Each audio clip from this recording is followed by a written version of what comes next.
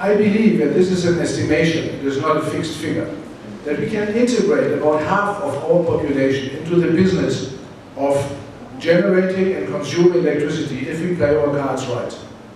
And we could learn that in Germany. Feldheim is actually independent in its own energy supply. That means everybody who has a meter in Feldheim is producing energy and using energy. They're actually buying and selling from themselves.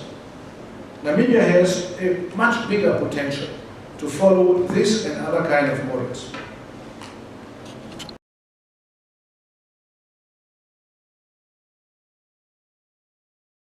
I don't believe that we ought to actually strive for a Namibia which is purely urban.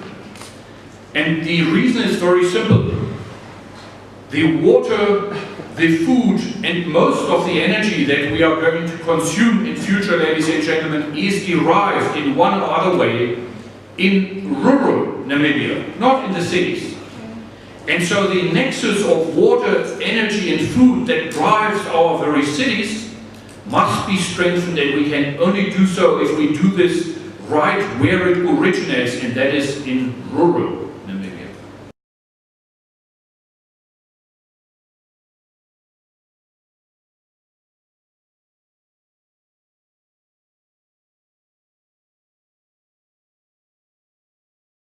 Because Namibia is going to sign and ratify the Paris Agreement, as has been mentioned a few weeks ago by Honorable Chifeta, the Minister of Environment and Tourism, and that is of course promising.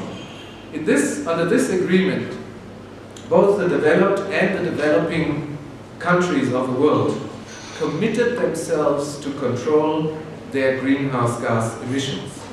And in fact, before that Paris conference, basically 180 countries stated their individual pledges on how they can manage to cut down and curb their energy emissions for the future.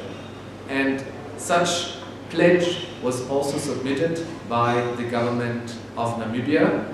In that sense, Namibia has strongly committed itself to the achievement of decarbonization under the Paris Agreement. To that end, Namibia and other signatories to this agreement are going to revisit their energy mix in order to meet the decarbonization goals set out in the Paris Agreement and following agreements to come.